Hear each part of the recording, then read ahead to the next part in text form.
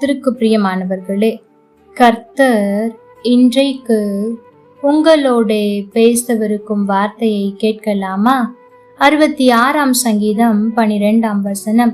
மனுஷரை எங்கள் தலையின் மேல் ஏறி போக பண்ணினீர், தீயையும் கண்ணீரையும் கடந்து வந்தோம், செழிப்பான இடத்தில் எங்களை கொண்டு வந்து விட்டீர்.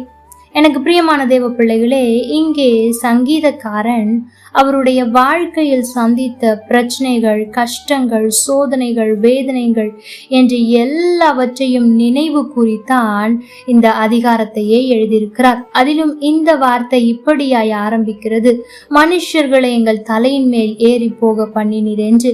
எதை குறிக்கிறது தெரியுமா? அது மனுஷர்களால் அவமானப்படுத்தப்பட்ட நிலை, மனுஷர்களால் ஒடுக்கப்பட்ட ஒரு அனுபவத்தை அது குறிக்கிறது. இரண்டாவது, அக்கினியிலும் தண்ணீரிலும் கடந்து வந்தோம் என்று சொல்லுகிறது.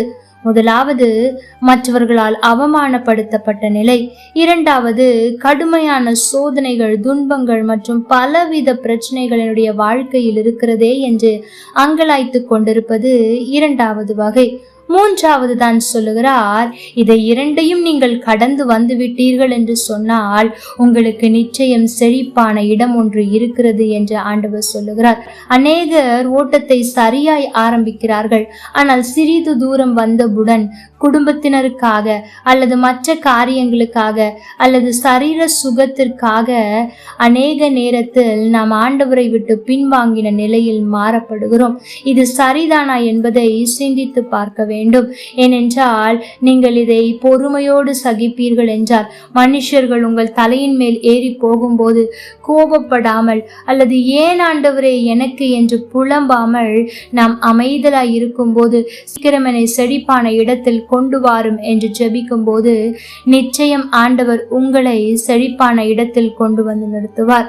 ஆகவே இந்த நாளில் உங்களுடைய வாழ்க்கையில் சந்தித்து கொண்டிருக்கிற பிரச்சனைகள், போராட்டங்கள், வேதனைகள், விசேஷமாய் மனிதர்களால் வரும் காரியங்களை குறித்து நீங்கள் கலங்காமல், ஆண்டவரே என்னை செழிப்பான இடத்திற்கு நேராய் நடத்தி கொண்டு போவதற்காக உமக்கு நன்றி என்று சொல்லுங்கள். நிச்சயம் ஆண்டவர் உங்களுடைய வாழ்க்கையில் அற்புதங்களை செய்வார், உங்களை செழிப்பான இடத்தில் கொண்டு வந்து நிறுத்துவார். கர்த்தர் தாமே உங்களோடு கூட இருந்து உங்களை ஆசீர்வதிப்பாராக. ஆமென். லைக் பண்ணுங்க, ஷேர் பண்ணுங்க, கமெண்ட் பண்ணுங்க.